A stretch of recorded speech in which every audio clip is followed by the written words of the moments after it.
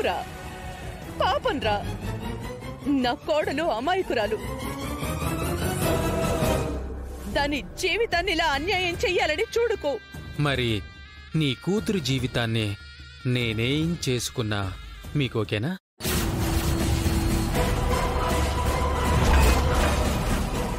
చంపేస్తా.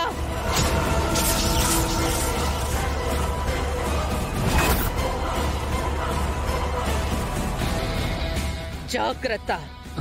Madam madam, ఇలా daughter కావాలి, డాటర్ ఇన్లా కావాలి అంటే నా లా ఒప్పుకోదు.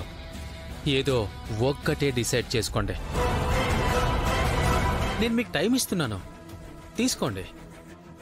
కానీ ఇచ్చిన టైంని నన్ను ఎలా దెబ్బ కొట్టాలా, పోలీసుల్ని దింపి నా పని పట్టాలా అని మీ మేధాశక్తిని వాడొద్దు. అప్పుడు నేను నా శక్తిని వాడాల్సి వస్తుంది. పోలీసుల ముందు మర్డర్ తాలూకా ఆధారాలు, ఇంటర్నెట్లో నీ కూతురు తాలూకు ఛాయాచిత్రాలు, అదే ఫోటోలు, వీడియోలు అప్లోడ్ చేసేస్తా. దీనికి సంబంధించి మా టీం ఆల్రెడీ రెడీగానే ఉంది. మీరు నో అంటే హల్చల్ మొదలైపోద్ది. ఏమంటారు?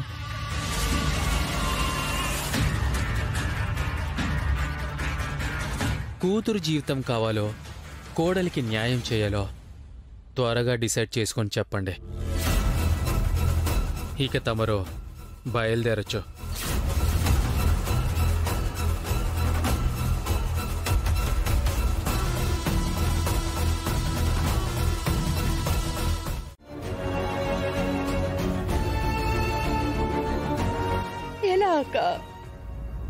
ఎలా అక్క తనని వేరు చేస్తావు?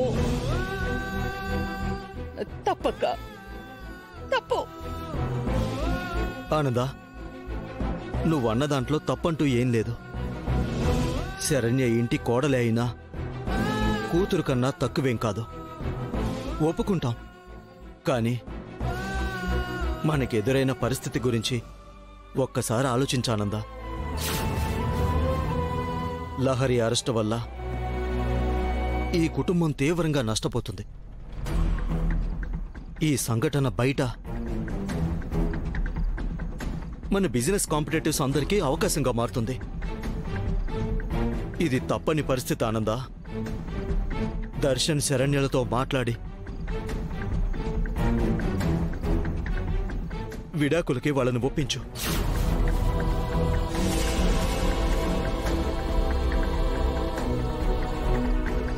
బాబాయ్, ఏంటి మీరు కూడా? పాపం శరణ్య ఇన్నోసెంట్ బాబాయ్. ఇంత కఠినంగా ఎలా మాట్లాడుతున్నారు? నా మొగుడికి మంచితనం మరీ ఎక్కువై బుర్ర పూర్తిగా పోయినట్టుంది. రోహిత్, పరిస్థితి కాస్త అర్థం చేసుకుని మాట్లాడు. ఇది నీ చెల్లి లహరి లైఫ్ సమస్య.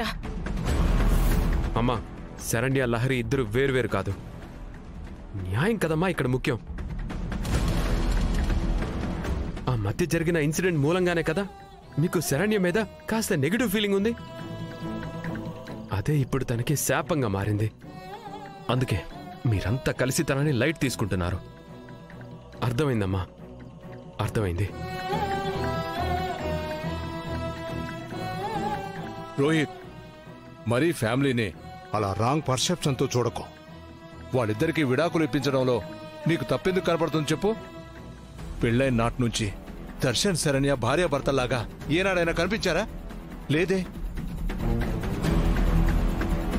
ఇక ముందు ఉండబోతున్నారన్న నమ్మకాన్ని కూడా మనకు వాళ్ళు కలిగించకుండానే గడప దాటి వెళ్లిపోయారు. పైగా దర్శన్ శరణ్య నుంచి కోరుకున్న విడాకులు రానందుకే కదా వాళ్ళు అలా వెళ్లిపోయారు.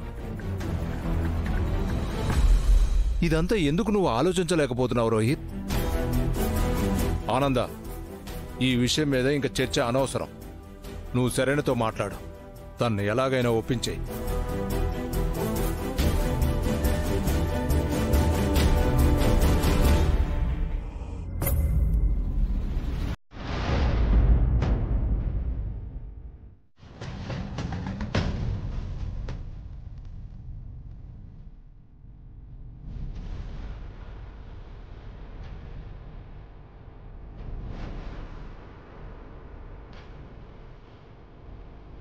శరణ్య, ఏంటమ్మా ఇలా వచ్చావు?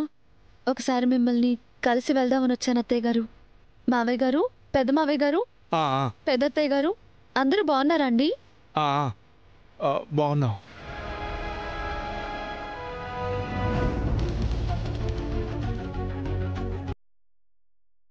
ఏమైంది అత్తయ్య గారు?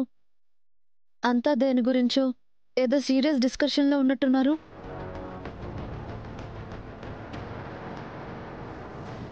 నీ గురించేనమ్మా. నా గురించా? అంత సీరియస్ డిస్కషన్ ఏముంది?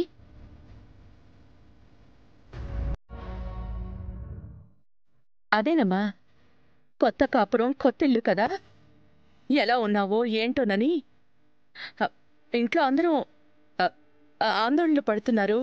మీ అందరి ఆశీర్వాదం నాకుంది కదా అత్తయ్య గారు. ఇంకా నా కాపురానికేంటి, నా గురించి మీరేం టెన్షన్ పడకండి.